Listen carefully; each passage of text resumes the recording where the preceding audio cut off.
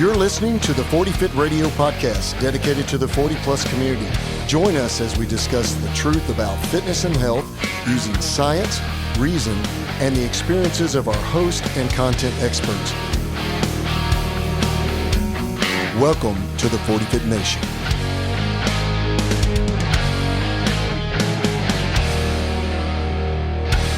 Howdy, y'all. This is Coach Trent. Welcome back to 40 Fit Radio and the last episode of 40 Fit Radio in 2020. I just wanted to say before we get started, I apologize for the delay in getting this episode out. I had a major technical meltdown at the Studio Jones, but I'm back on my feet now. Everything is working again, and we're ready to roll in 2021. And luckily, I was able to get this out one day before the new year. So we've got a nice meaty discussion about programming to close out the year. What better way to do it? And I hope that all of you are having a wonderful New Year's Eve. I look forward to talking with you more in 2021 and helping you and your friends and your family meet your fitness goals. All right, let's get into it. Hey, welcome back to 40 Fit Radio and welcome back to the 40 Fit Nation. We're here live in Keller at the 40 Fit Radio studios, and I'm here with my co-host, SSC, Coach Trent. Good morning, folks. And we're going to talk today about, well, by the way, we're getting closer to the holiday season. We are, yeah. I think we're 1 week away. Yeah, just 1 week away. God, I can't believe as that. of the time of recording, you're going to hear this on the week of Christmas. Yes. So, Merry Christmas, folks. Yes. And Happy Holidays. Happy holidays, folks. And, just hope you have a good one with your family and enjoy each other. And remember how blessed you are to have loved ones around you and to live in a great country like we live in and so forth and so on. But today we're going to talk about volume and intensity and how it relates to training the older population in health and fitness. Yeah. And this is a long conversation for a short podcast. Right. Well, yeah, exactly. You know, we've talked about this a lot in our day-to-day training masters folks here at the gym. And we have some ideas about this, but I'll be frank, I don't have an overarching, like perfectly formed, perfectly baked opinion on this. Like a recipe or construct. Yeah, I don't have like it's this way. And I think that might actually be the point of this episode is that when it comes to intensity and volume, I'm sorry to say it, but it depends. Yeah, absolutely. It depends. It just matters. And so we want to dig into that, why, like what we're talking about when we say volume and intensity a little bit more specifically, besides just weights and reps. And then we also want to dig into why it depends and kind of what factors, what are we looking at when you and I sit down and actually put numbers on a sheet for somebody to do here at the gym. Right. Yeah, I think that I definitely have, talking about whether or not I have as a coach, a blueprint, a model that I use for volume and intensity. I definitely think I do have that. Yeah, sure.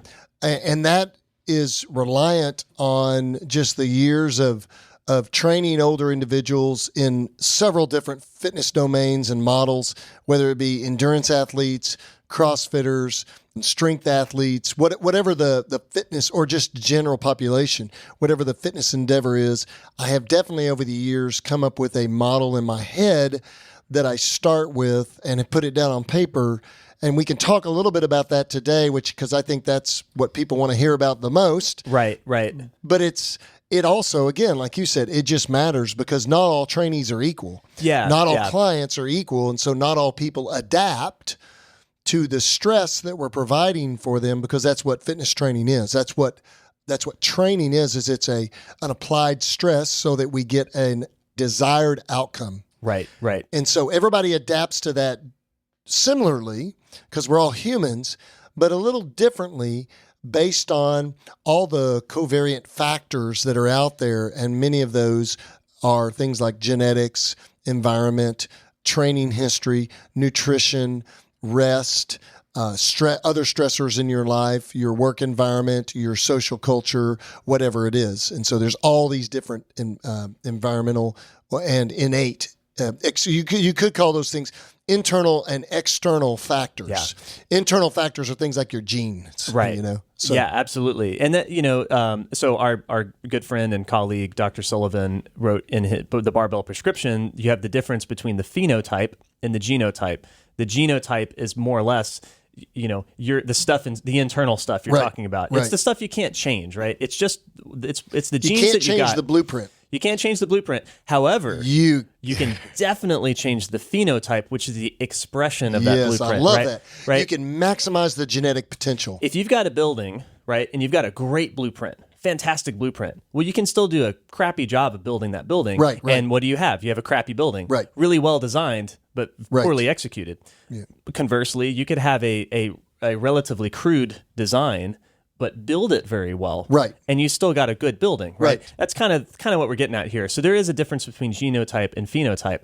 However, I think you put it really succinctly, and this is a model that when you said it, I'm like, yes, that's exactly the way I think. I just didn't know it before you said it.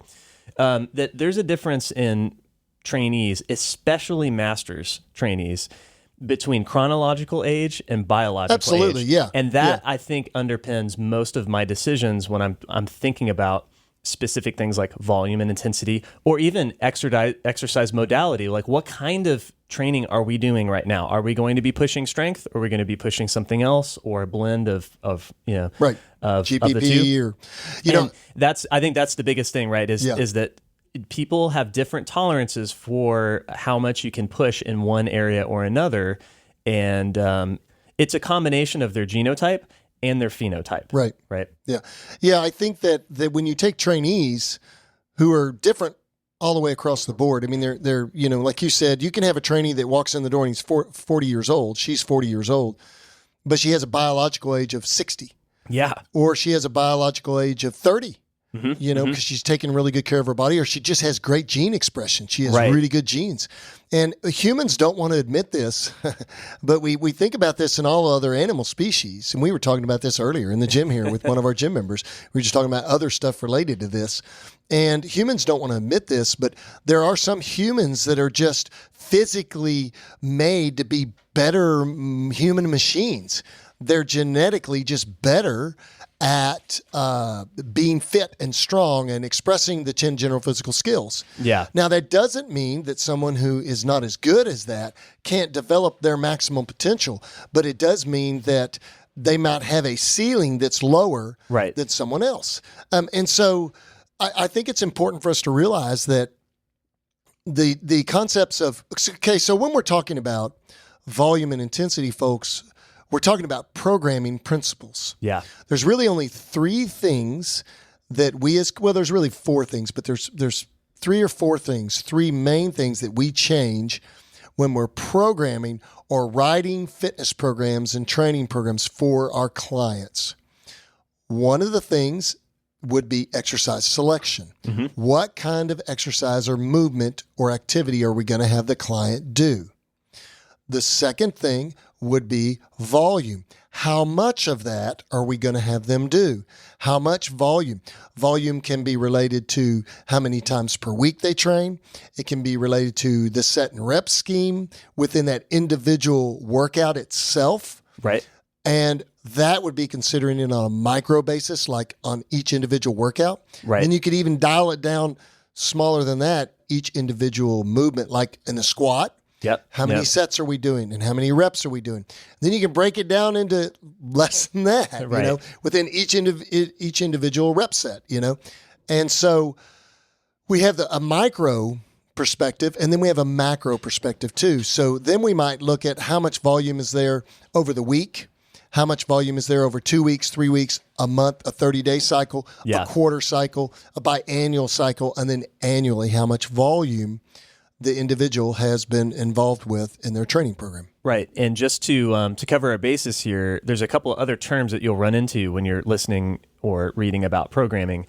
And one is frequency, right? And so we can manipulate volume a few different ways, right? So number one, we can, like you said, we can change the sets and reps that you're doing in that workout. Right.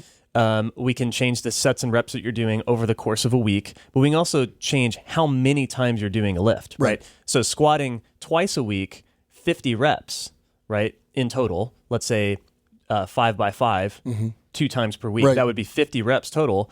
Well, that's one thing, but it's a different thing to squat 3 times a week for 50 reps. Right, absolutely. Right? Okay, so that's a different thing. It changes the intensity. So that would be more frequency, but the same volume. Right. The other one, the first example would be less frequency, the same volume. Right. And by increasing the frequency during that timeline, you would by increasing the frequency, you would actually decrease the intensity, because each individual session, in other words, the same amount of work is being broken up into fewer sessions.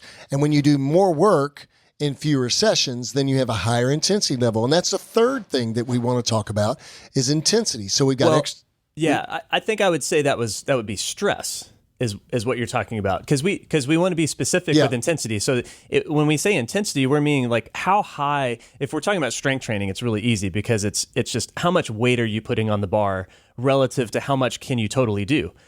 Well, and whether we talk about volume or intensity, we're always talking about stress. Yeah, we're always talking about about stressing the human.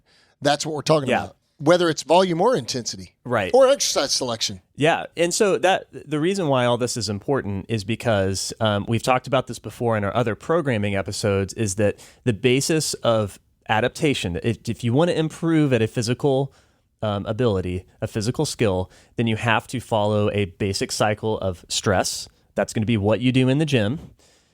Recovery from that stress, and then you adapt to it, right? Mm-hmm. Sure. And the key, as we pointed out, when you're doing like a novice linear progression with a barbell, is that the stress has to go up over time in order to get more adaptation.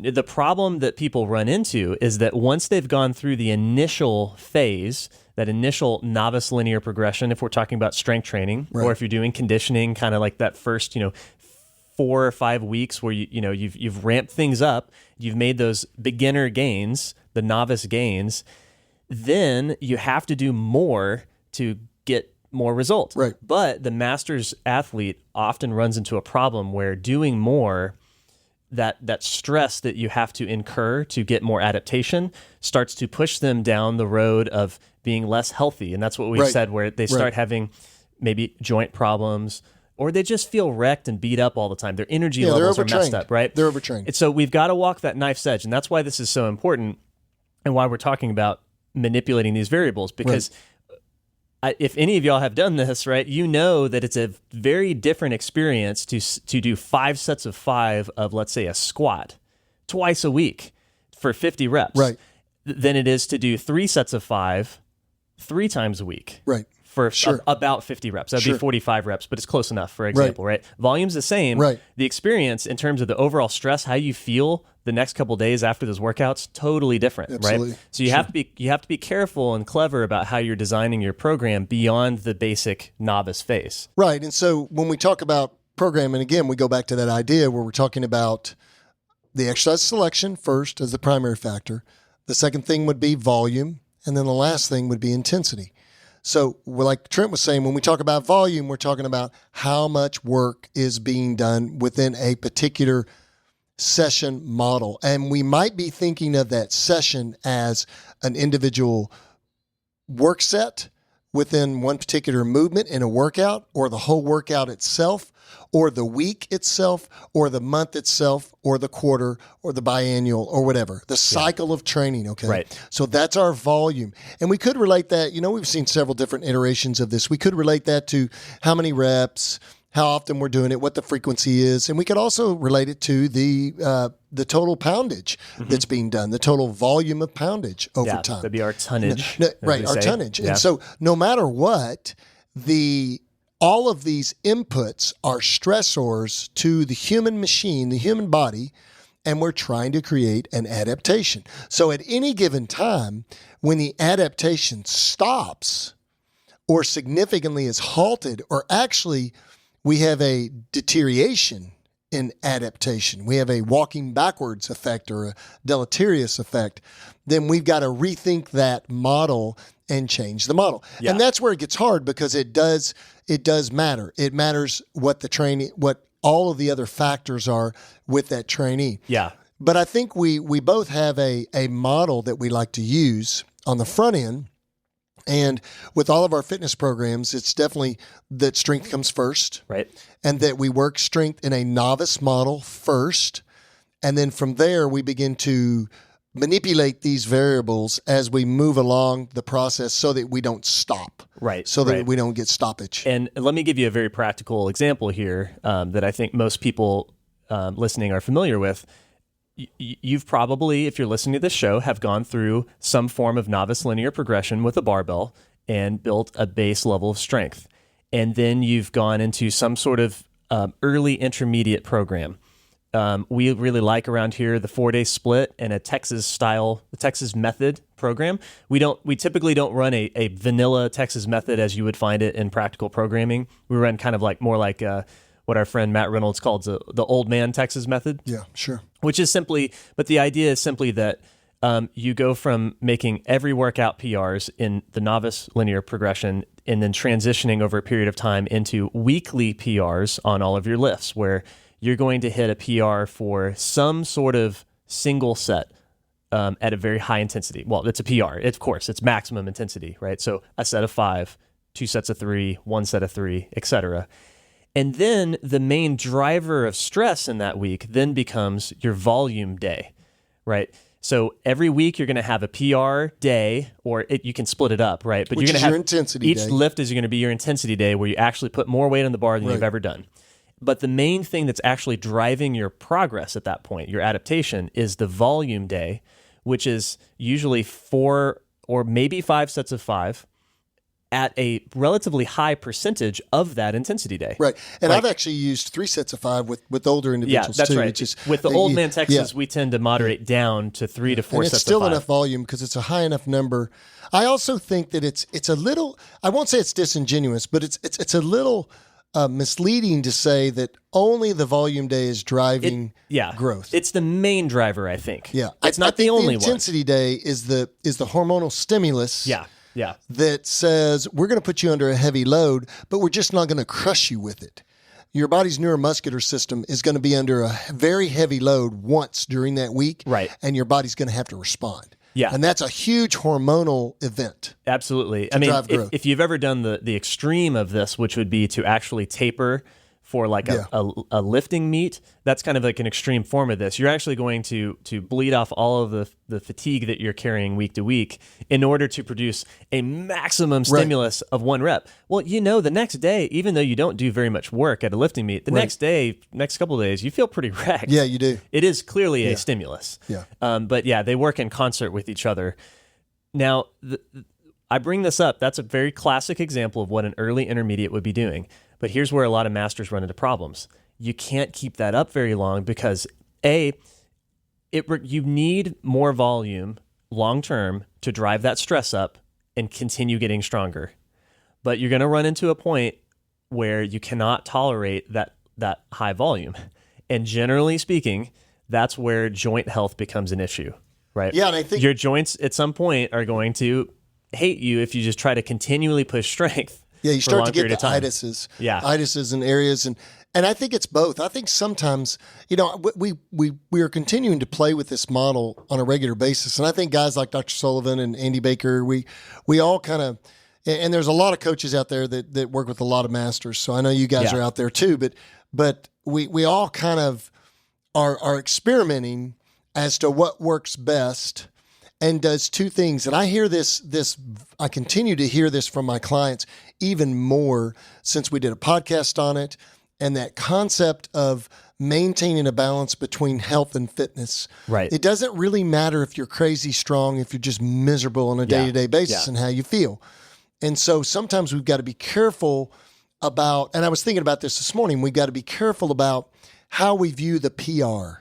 Right. How we view, because the PR is the holy grail of strength training and most fitness programs. Well, and even with conditioning, right? It's like you got to bring those times the PR down, is the rest times down. And there is a time in your life as a trainee where reaching heavier weights and bigger loads for either singles or doubles or triples or whatever the volume is, those days are gone. Yeah. I hate to admit that, but those days are gone. I think I honestly, I've told people this, and maybe I'm just tooting my own horn, but I think I could squat 500 and I could deadlift 600 and I could probably press 225 to 250. But the question is, at what cost? Yeah, right. Will I just be wrecked and then the next 30 years of my life, I'm miserable physically. I've experimented enough with heavier loads and gotten my numbers close to some of those numbers to where I'm just wrecked. My joints hurt, my connective tissue tie-ins hurt. And so the question is, would I rather be reasonably strong, not maximum strength, but reasonably strong and really, to be honest with you, probably more able? Yeah, that's a great point. And I want to be very clear about this because there's two conflicting things we're playing with here. I want to be really clear because sometimes when having this conversation with my trainees, they lose sight of this, is that I'm sorry, biologically, you cannot adapt if you do not put more stress into the equation. So if you want to improve in your fitness level, your ability to lift weights, to go harder in your conditioning workouts, you have to do more. Right. You can't get around it. I think the only missing link there sometimes would be, there's a couple of missing links there. And you'll agree with me this. We just need to highlight this real quickly. Number one, technique matters.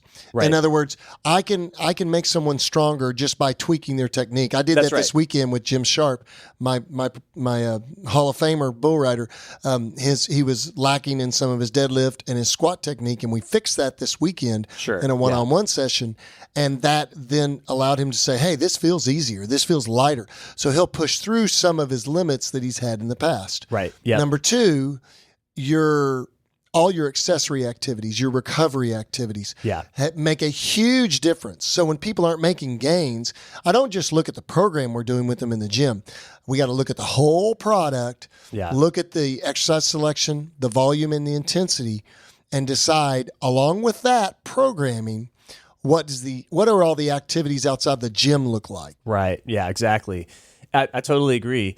What I wanted to point out is there's a conflict between this health and ableness, right, which comes from having good joint health, feeling good, being able to engage in those activities that keep you mentally sane outside the gym, and the fact that beyond a certain point, you just have to do more and more and more to continue driving up your fitness attributes. And so what I'm saying in a roundabout way is that I think what this ends up looking for people is that they go through periods of strength training where the focus is to hit PRs, and necessarily the amount of volume that they have to do over time is going to go up. The intensities are going to go up, and they're going to have to follow more of like that iterative programming stuff that we're talking about, weekly PRs, biweekly PRs. But then that has to be followed by something that is going to allow for the joint health and feel better and work on other aspects of fitness, right? Yeah. Because you just can't keep chasing that forever, as we've covered many times. It's a wave. It's a wave. It's like a tidal. It's like a tidal flow. It's a wave. Yeah. I mean, there are times when you're really crazy strong, and you're able, right? And there are times when you're less strong, and we could examine that for all the 10 general physical skills, not just strength. But there are times when you're more enduring, where you're hopefully your balance and your coordination, some of those things remain the same as a human. A lot of those things have baselines, but because of your development. But at the same time, there are highs and lows. There's peaks and valleys for all of your development. And I think that viewing fitness and viewing programming and the volume and intensity needs to be viewed from that way. Right. Yeah. And if it's not, eventually you're going to run into a wall that's going to become very frustrating and very painful too, because eventually you have trainees and you have people, you become overtrained, for lack of better terms. Right. And the holy grail is getting stronger and stronger and stronger and stronger and stronger. And I'm convinced now more than ever, and I know that this is heresy within the strength community, that strength matters, but it is not the only thing that matters. Right. Yeah, absolutely. And I think it's important to have this conversation, because you just have to realize that there's not, when you hit that point, because everyone's going to hit a point where you feel pretty beat up in your training, whatever you're doing, and you have to get to that point to have made that progress. But you can't do less to feel good and then continue getting better, right? At that adaptation, right? You're not going to continue to push adaptation. So you have to accept the fact that Charity said it really well in one of our previous podcasts with her, that you're not the same person every day you show up to the gym. Right. We're dynamic beings. We're very complex machines. And there's an ebb and flow to our physical state, right? Day to day, month to month, year to year. And then, of course, over our lifetimes as well as we age. And so you have to bake that into your programming. And you can't expect to go through a great strength cycle, back off, work on some other aspects of fitness, some hypertrophy, some general fitness, conditioning, whatever, and then come back and then ramp right back up to maximum PRs all the time. Right. It may happen that way, but it may not. Yeah, and I've had trainees where it did happen that way and have had trainees where it didn't. And there's a lot of variables in there. And I don't think you can have a formula that will predict all of those variables. It's just too complicated. Yeah. But I will say this, when we talk about intensity, we are talking about, because we've already talked about exercise selection. We choose the exercises that we're going to provide for the trainee. Number two, or our client. Number two, we talk about volume, which is generally our set and rep scheme or our frequency of that volume. And then number three, we talk about intensity, which would be generally in strength training, we're talking about load. We're talking about weight, poundage, how much weight goes on the bar. And, there are some basic principles that I've observed and experimented with over the years with older trainees, with master's trainees, and how they respond. And I have found that to drive strength in the older population, you can't just use volume. Right. Yeah. You can't just use volume. Number one, they need a larger stressor of load to be able to stimulate the same level of growth that you could provide to a younger individual, because they grow with a better, their growth and response model and their immune system is more able at a younger age. It's more maximized at a younger age. And as we age, the functions of those body systems decline as we age. The immune system, because that's what we're talking about, the immune system and its ability to adapt. So as we age, that declines, and so there has to be a larger stimulus. But here's where the rub lies. That larger stimulus also means that you got to put those joints and tendons and ligaments and connective tissue and those structural elements under more weight. And sometimes, because of how that feels to our clients and to ourselves, it's counterintuitive in that older people should not be lifting heavy weights. Right. Because we're like, oh, that's hard on your joints and that's this or it's that.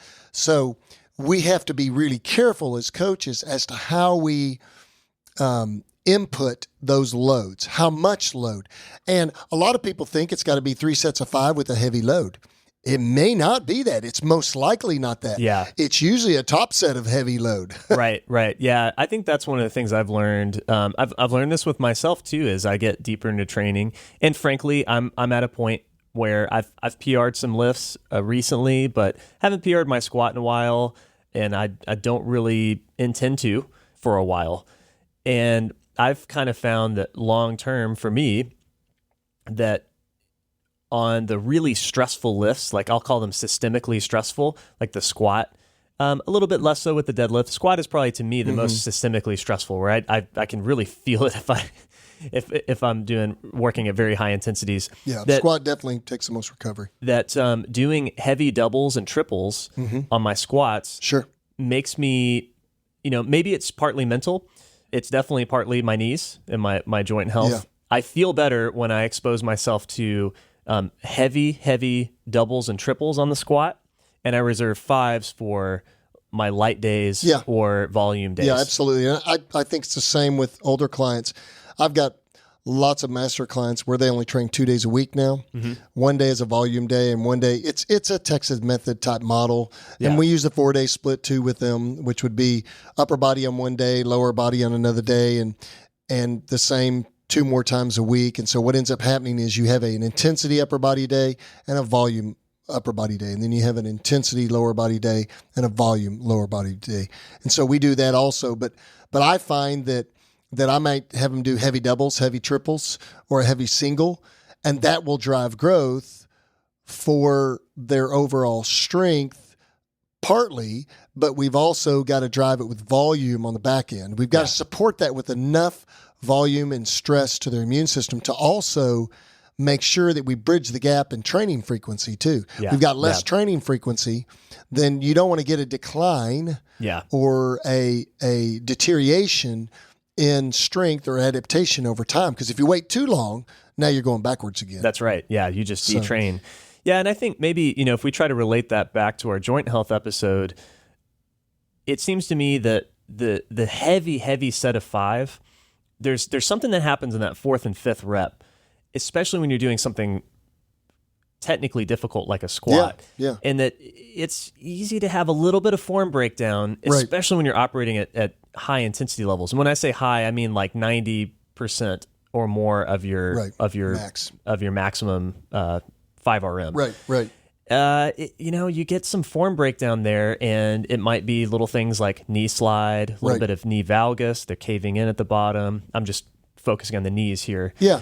Anything like that. And I find that over time, those B- kind of reps on rep 4 and 5 really add up to making your knees bark at you when you're doing heavy squat work. And so it's fine for a novice because a novice isn't that strong yet, right? So it's not that high of a stimulus relative to someone who has trained for a few years and is doing a heavy set of 5. So I think that's part of the reason why doubles and triples seem to have you get a little bit more longevity out of your joints doing those rather than heavy 5s. Yeah, I think too, if a client can tolerate 5s and they're not having any adverse response to training, and they can do 5s and the form is staying dialed in, I stay at 5s. Sure.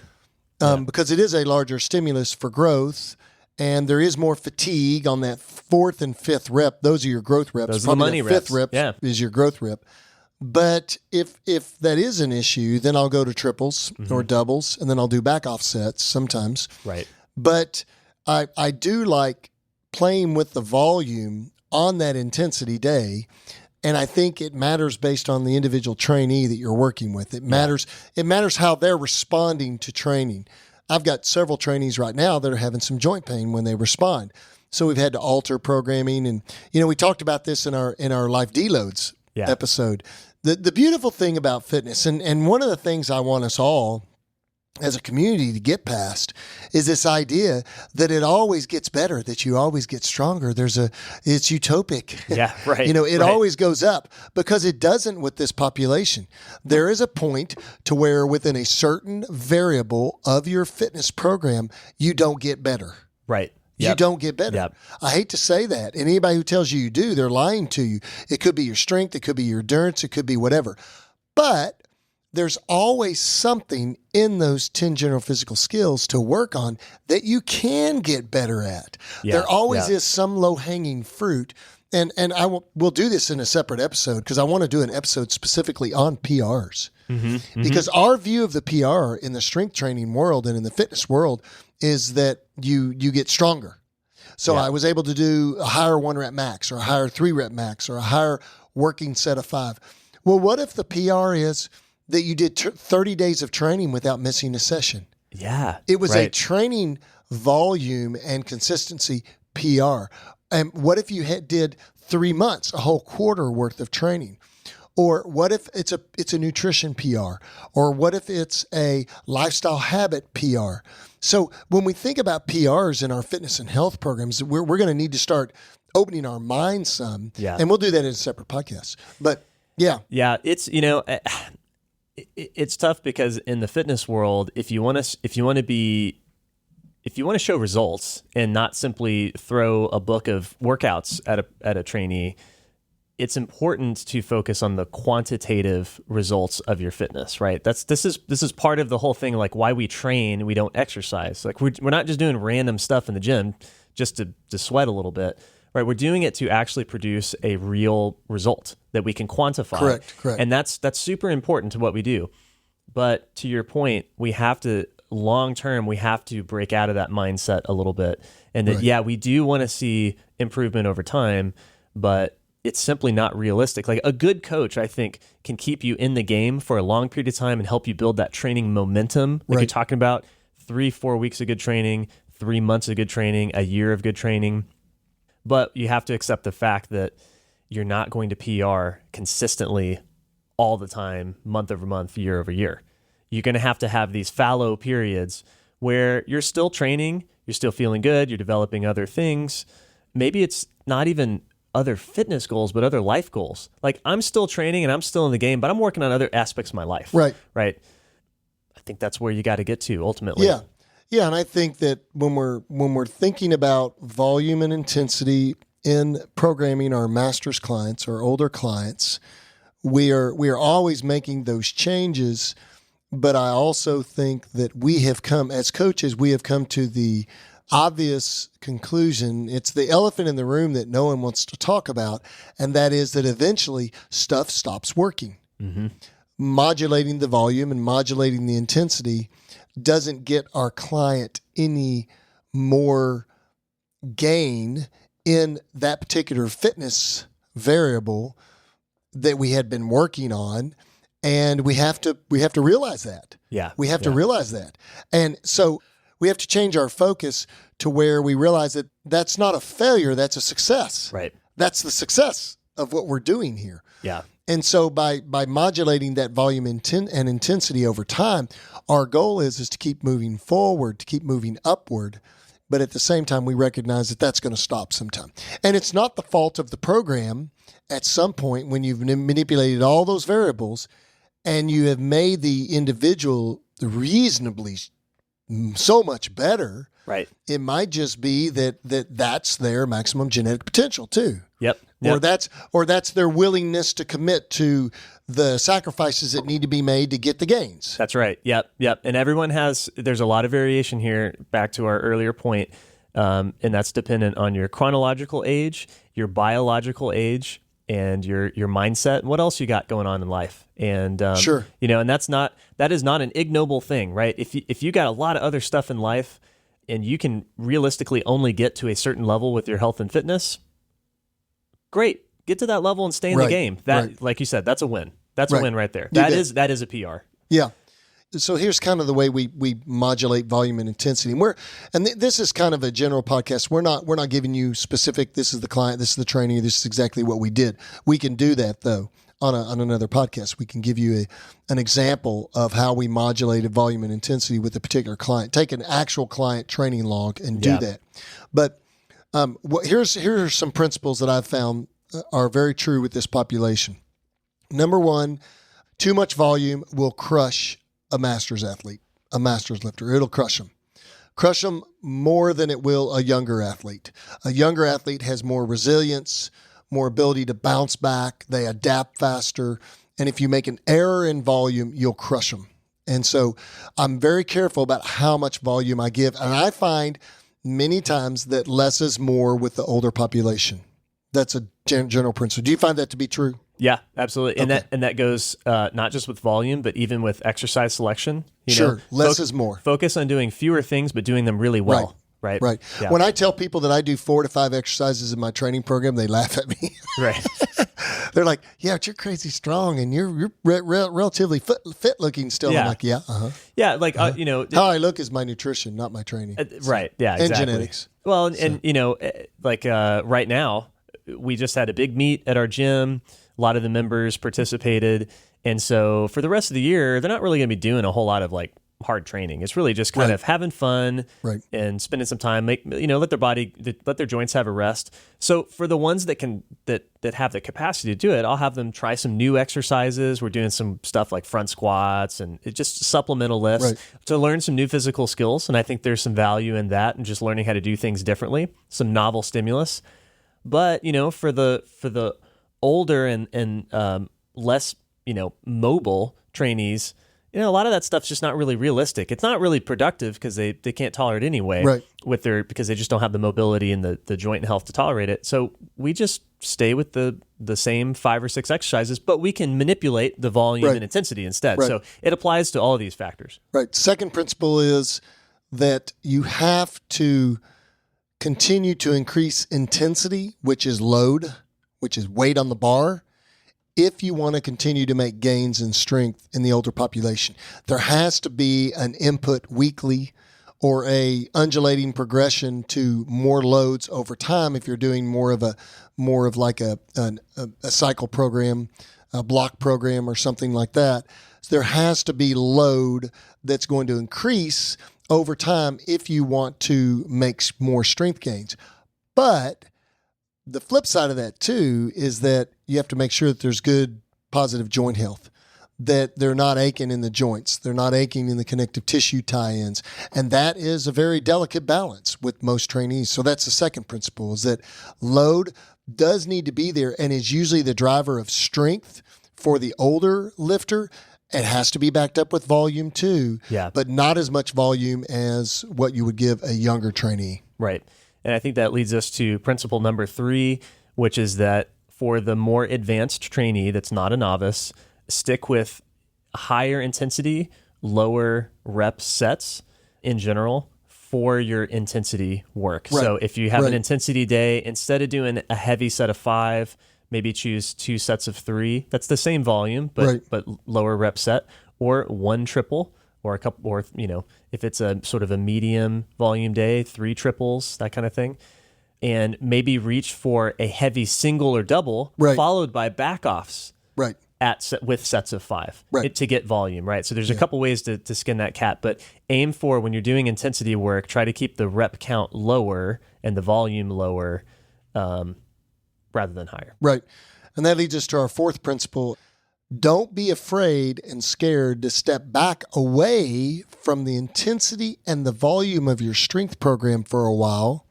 Undulate downward, cycle or wave downward, whatever you want to call it. We need to come up with a word for that. Yeah. But, flow downwards and do some other type of training like hypertrophy training or a little bit of conditioning in there, and come back at it later, because what you might just find is that your immune system, your total being needed a break. Yeah. And you come back and you crush new numbers. Yeah. So that's key, because it's so hard. I know as an older trainee, I'm always holding on to the idea that I'm not squatting what I used to squat, or I'm not deadlifting what I used to deadlift. Right. Every trainee does that. Yeah.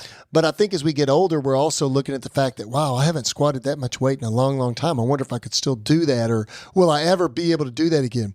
So it's okay to step away from your training for a while and then do some other things and then come back into your training, but make sure that transition back in is a gradual one. Yeah. You can't just come back in and start setting PRs. Yeah. So you got to work your way back in. What you might find is, especially if you're doing some hypertrophy training in a hypertrophy block, you might find that you have a little bit more cross-sectional of muscle mass and you're getting some better numbers. Yeah, so absolutely. That's important too. That's happened to me many times where, that on that drive back up, a few months later, I actually hit PRs. So and you drive all this stuff as an older trainee by how your joints feel, by how you're just some general health factors and how you feel, how able you are. Do you feel recovered? Or do you have a spring in your step? Do you have energy? Do you have a sense of wellness? All those things need to be driven by those, I hate to use the word emotions, but those feelings, and we're not talking about emotions. We're talking about, really feeling, signs and symptoms of being overtrained or trained just right or trained in the middle, So you want to drive these things by being a little self-aware about how you're feeling through your training. So, well, man, that's all I have today. And I think that's all you have too. Yeah, I think that's it. I think that's a good episode to cap off the year with.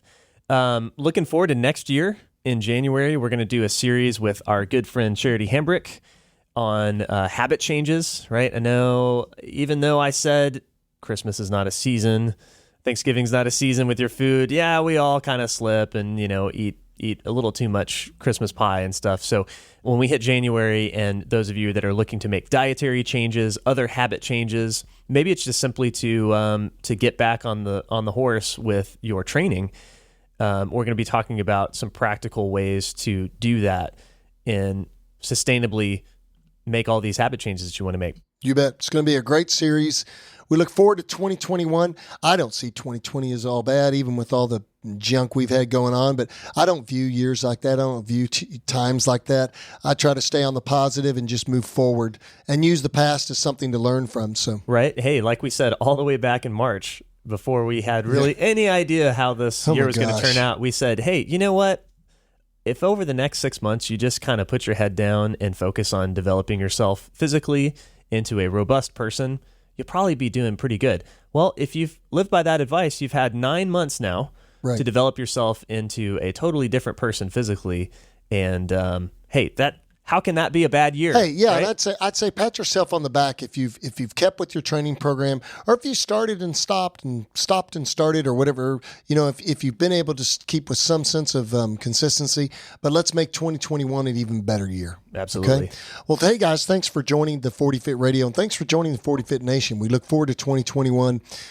Providing more content for you, more opportunities to interact as a community. And we've got a lot of things coming your way that we're developing right now as we speak. And so if you want to hook up with us, you can find us at info@40fit.com. You can find us on our Facebook page, 40 Fit Nation group, and you can also find us on Instagram at 40 Fit Radio. Trent is at Marmalade Cream, and I'm at DR Deaton. We enjoyed having you today on the podcast. Have a safe and happy holidays, and we will see you next year. Goodbye. See you on the flip side.